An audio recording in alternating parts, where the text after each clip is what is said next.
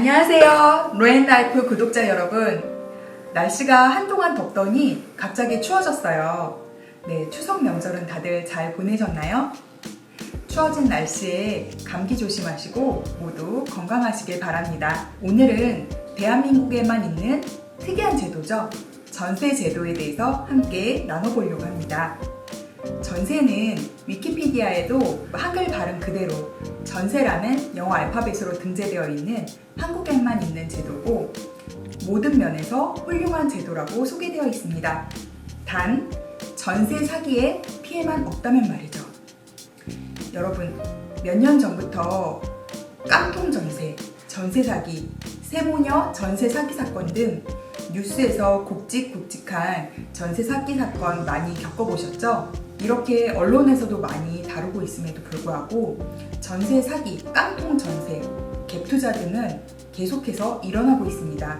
이 일이 왜 일어나고 있는지, 그리고 정부에서 9월 1일에 전세 사기 피해 구제 대책을 발표를 했는데 이 피해 대책에 어떤 게 있고 얼마나 실효성이 있으며 보완점과 또 전세 사기 예방은 어떻게 하면 좋을지 함께 설명해 드리도록 하겠습니다.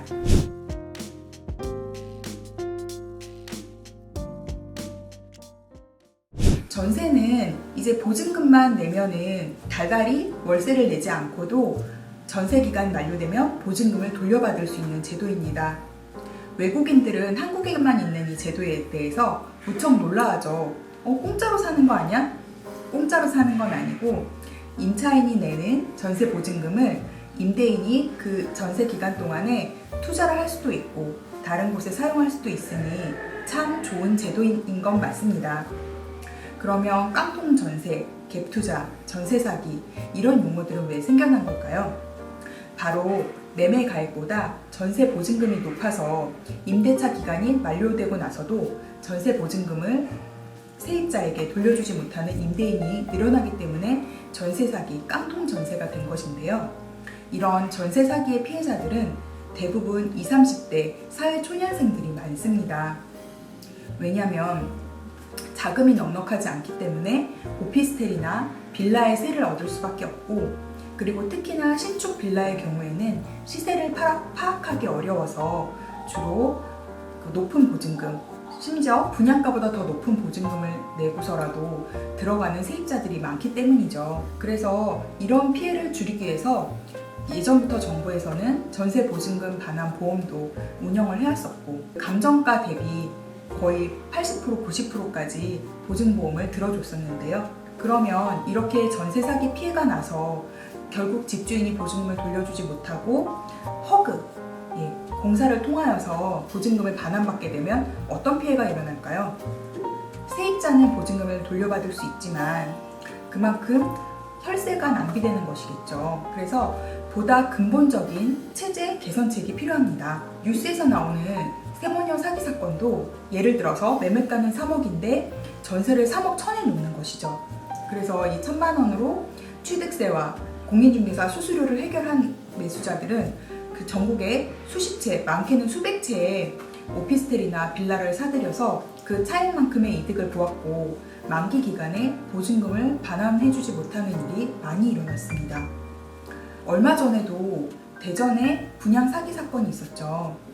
수십 채의 빌라를 분양받은 법인에서 박앤세일을 하듯이 빌라를 마구마구 팔았지요. 그런데 그 피해자 중에는 현직 공인중개사분도 있었습니다.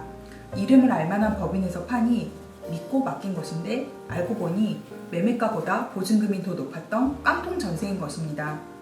이때 해결 방법은 그 집을 이제 보증금을 기간 만료 후에도 반환받지 못했기 때문에 보증금 반환 소송을 한 후에 그 집을 경매에 넘겨서 본인이 낙찰받아 그 소유권을 취득하는 방법밖에 없는데 소송 기간도 오래 걸려서 그동안 마음고생은 고생대로 하고 소송 비용과 또한 등기에 들어가는 취득세 등 피해는 고스란히 임차인 세입자의 몫이 되는 것입니다. 그리고 전세 사기의 다른 유형으로는 중복계약, 이중계약 등이 있습니다. 중복계약은 임대인이 집 한 채를 가지고 여러 명의 세입자에게 전세계약을 체결하는 그런 경우를 말하고요. 이중계약은 이제 공인중개사가 사기에 가담하는 경우인데요. 임차인에게는 전세 계약을 체결하여서 보증금을 받고 임대인에게는 월세 계약을 체결하였다고 해서 보증금의 일부만 준 뒤에 나머지 보증금을 가로채는 수법이죠. 그렇게 피해를 입은 사람들은 정말 이중 계약은 어떻게 소송으로 돌려받기도 참 난감합니다. 소송에 승소한다 하더라도 집행할 재산이 없는 경우가 많게 되겠죠. 그러면 이러한 전세 사기 피해를 구제하기 위해서 정부도 그냥 있을까요? 그냥 있지 않습니다. 국토교통부는 9월 1일에 전세 사기 피해 대책을 발표를 했습니다. 먼저 허그에서 긴급으로 자금을 대출해주고 또한 임시거처도 제공해줍니다. 또한 정부에서 전세 사기 특별 전담반을 만들어서 상시로 전세 피해를 감시하고 또 도와줄 수 있는 조직을 법무 전담팀을 만들었고요. 또한 이 전세 사기를 신고하는 공인중개사에게는 포상금도 지급하기로 발표를 하였습니다. 전세 보증 반환에 가입을 지원해주고 있으며 임대차 계약 체결 후에는 임대인의 근저당 설정 등을 금지하는 조항도 마련하였습니다. 그런데 이러한 모든 피해 대책 방지 책은요, 대부분 임차인 보호에만 초점을 맞추고 있습니다. 이럴 때 부동산을 투자하는 사람들도 피해를 입는 경우가 있을 수 있기 때문에 전세 사기 피해를 방지하기 위해서 부동산을 사려는 투자자들도 세입자가 정말 있는지 중개사 말만 믿고 살 수는 없기 때문에 세입자 들어있는 서류도 확인할 수 있는 방안을 마련해야 할 것 같습니다.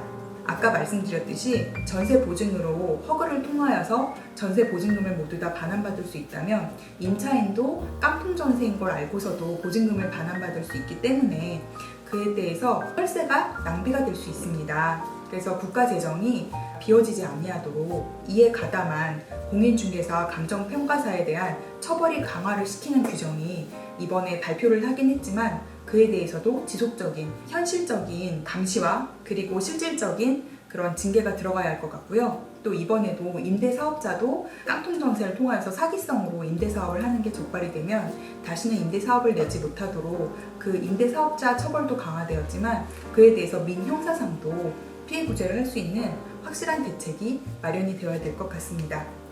그리고 또 임차인도 깡통 전세인 걸 알고도 계약하는 일이 없도록 감정가 대비 80% 이내 선에서 전세 보증 반환을 할 수 있도록 체제가 정비가 보완되면 더 좋을 것 같습니다. 네, 시청해주셔서 감사드리고요. 깊어가는 가을밤 모두 행복하시고 또 주변 분들과 좋은 추억 많이 만드시길 바랍니다.